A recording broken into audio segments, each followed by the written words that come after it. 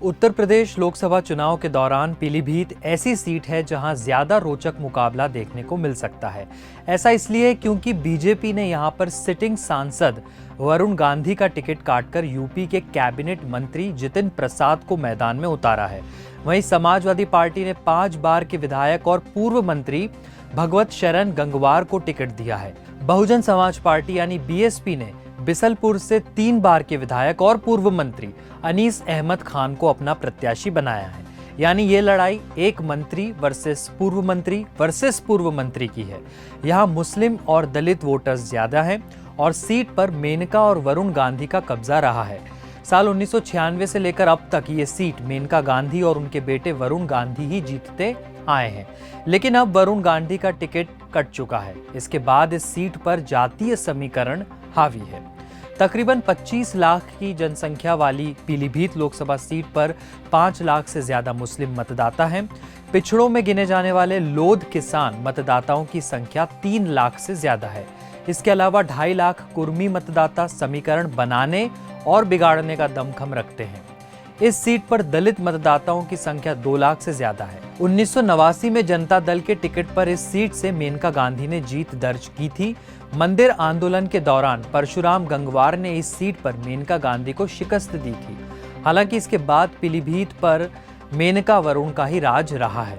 मेनका 6 बार और बेटे वरुण 2 बार सांसद रहे हैं। मेनका वरुण के दबदबे के सामने जाति समीकरण इस सीट पर हावी नहीं हो पाया। हालांकि वरुण गांधी का टिकट कटने के बाद यहां जाति की राजनीति फिर से सक्रिय हो गई है। पूरे प्रदेश की बात करें तो पीलीभीत में सबसे ज्यादा 2.5 लाख कुर्मी मतदाता इस लोकसभा क्षेत्र में हैं। एसपी ने कुर्मी प्रत्याशी भगवत शरण गंगवार को मैदान में उतारकर बीजेपी की राह में कांटे बिछा दिए हैं। बीएसपी की तरफ से अनीस अहमद खान प्रत्याशी हैं और अगर समीकरण की बात करें तो इससे बीजेपी को फायदा होता नजर आ रहा है। 2014 लोकसभा चुनाव में एसपी की उम्मीदवार बुद्धसेन वर्मा को 2,39,882 मत प्राप्त हुए थे।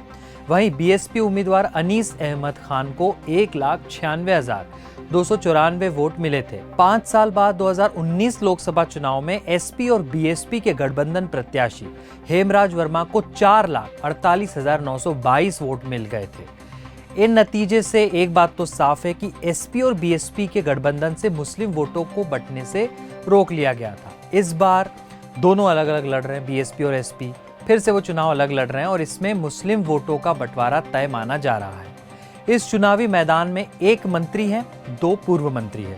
शाहजहांपुर और धारोरा से सांसद रहे जितिन प्रसाद कांग्रेस का दामन छोड़कर बीजेपी में शामिल हुए थे। बीजेपी के ऊपर कई मौकों पर ब्राह्मण विरोधी होने का आरोप लगता आया है। ऐसे में जितिन प्रसाद के आने के बाद पार्टी को एक मजबूत ब्राह्मण चेहरा मिल गया है। जितिन प्रसाद की अहमियत को समझते हुए उनका कद बढ़ाया गया और यूपी कैबिनेट में बतौर मंत्री शामिल किया गया। पार्टी ने अब इनको पारंपरिक शाहजहांपुर सीट्स के बजाय पीलीभीत से अपना उम्मीदवार बनाया है।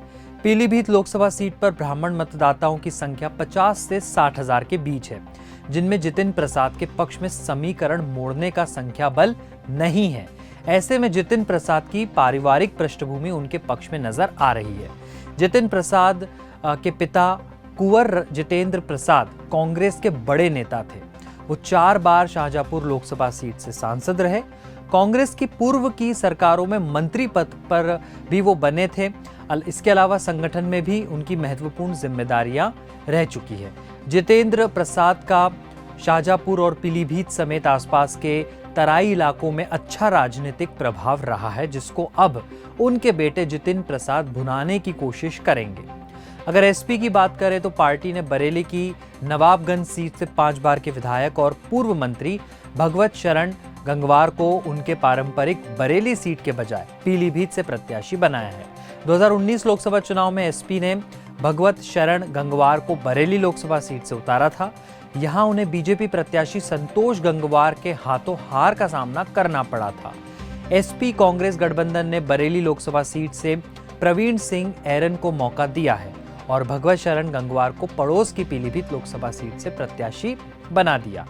बीएसपी की तरफ से बिसलपुर से 3 बार के विधायक और पूर्व मंत्री अनीस अहमद खान उर्फ फूल बाबू एक बार फिर पीलीभीत लोकसभा सीट से अपनी किस्मत आजमा रहे हैं। 1998 से लेकर 2014 तक अनीस अहमद बीएसपी के टिकट पर 4 बार सांसदी का चुनाव लड़े, लेकिन जीत का स्वाद नहीं चख पाए। देश दुनिया की बाकी खबरों के लिए देखते रहिए क्विंट हिंदी।